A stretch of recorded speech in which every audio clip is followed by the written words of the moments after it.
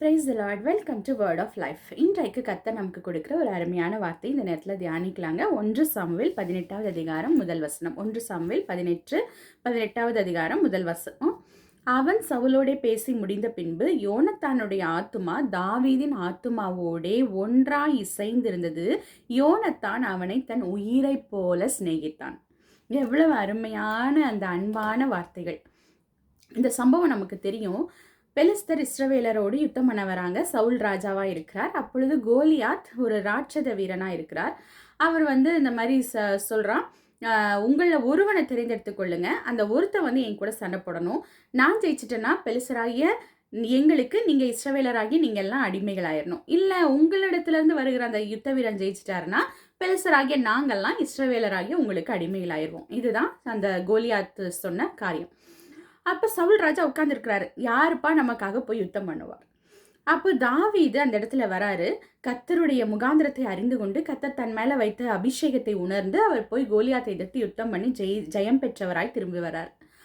அப்போ ஜெயிச்சுட்டு வரும்பொழுது சவுல் கூப்பிட்டு கேட்குறாரு, நீ யாருடைய பையன்பான்னு கேட்குறாரு. அப்போ தாவீது சொல்கிறாரு, அந்த மாதிரி பெத்லகேம் ஊரில் இருக்கிற ஈசாயினுடைய குமாரன். இப்படி பேசி முடித்த பின்பு யோனத்தானுடைய ஆத்துமா தாவீதோடு இசைந்திருந்ததான். தாவீதோடைய ஆத்துமாவோடு இசைந்திருந்தது. யோனத்தான் தாவீதை தன் உயிரை போல சிநேகித்தானாம்.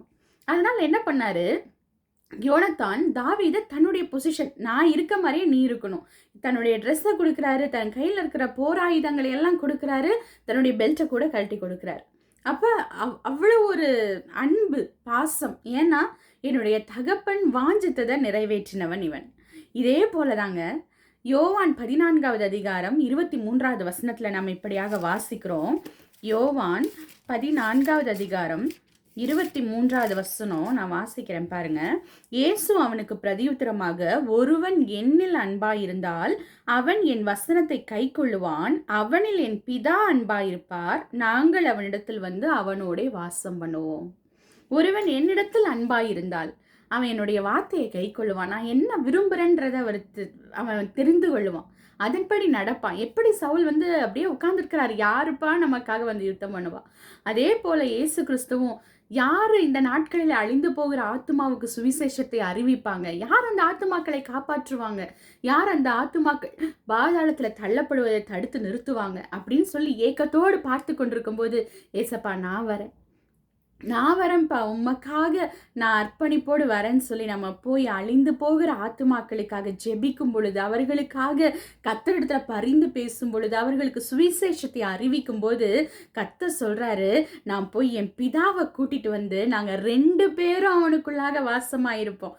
பாருங்க, யாராவது ஒருத்தர் நம்ம கூட இருந்தாலே, உலக பிரகாரமா யாராவது ஒருத்தர் நான் உன் கூட இருக்கிறேன், நான் உனக்காக இருக்கிறேன் அப்படின்னு சொன்னா நமக்கு எவ்வளோ அது ஒரு சப்போர்ட்டா இருக்கும். நம்முடைய அப்படியே நம்மளுக்காக ஒருத்தர் இருக்கிறார் அப்படின்னு சொல்லி நம்முடைய உள்ளம் பலப்படும்.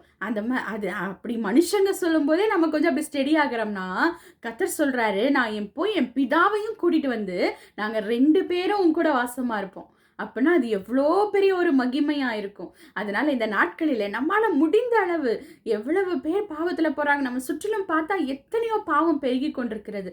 அதுக்காக அவங்களுக்காகலாம் நம்ம ஜெபிக்கும் பொழுது, அவங்க கொஞ்சமாவது சுவிசேஷத்தை அறிவிக்கும் பொழுது, அவங்களுக்காக கர்த்தரிடத்துல மன்றாடும் பொழுது கர்த்தர் சொல்றாரு, எப்படி யோனத்தானுடைய ஆத்துமா தாவீதோடு இசைந்திருந்ததோ, அவனை உயிரை போல நேசித்தானோ, அதே போல இயேசு கிறிஸ்து போய் பிதாட்ட சொல்வாராமா, ஐயோ எனக்கு அவனை ரொம்ப பிடிச்சிருக்கு, இந்த பிள்ளைய ரொம்ப பிடிச்சிருக்குது, வாங்க நம்ம 2 பேரும் போய் அவன் கூட வாசமா இருக்கலாம். எவ்வளோ பெரிய ஒரு அற்புதமான ஒரு பெரிய ஆசீர்வாதம் கர்த்தர் இந்த உலகத்திலேயே நமக்கு கொடுக்க விரும்புகிறார். அதனால இன்றையிலிருந்து நம்ம பாவத்தில் ஜீவிக்கிறவங்களுக்காக நம்ம அர்ப்பணிப்போடு நம்ம ஜெபிக்கலாம், அவங்களுக்கு சுவிசேஷத்தை சொல்லலாம், கர்த்தரிடத்துல மன்றாடி ஜெபிக்கலாம், பரிந்துரை செய்யலாம். அந்த மாதிரிலாம் நம்ம செய்யும் பொழுது கர்த்தர் பிதாவிடத்துல போய் சொல்லுவார், என்னுடைய ஆத்துமா அந்த பிள்ளையோடு இசைந்திருக்கிறது, என்னுடைய அவன் உயிரை போல நான் அந்த பிள்ளைய நான் வாஞ்சிக்கிறேன், உயிரை போல நான் நேசிக்கிறேன் அப்படின்னு சொல்லி பிதாவையும் கூட்டிட்டு நம்மோடு கூட கர்த்தர் வாசம் பண்ணுவார். கர்த்தர் தம்மை ஒவ்வொருவரையும் ஆசீர்வதிப்பாராக. Thank you all. God bless you.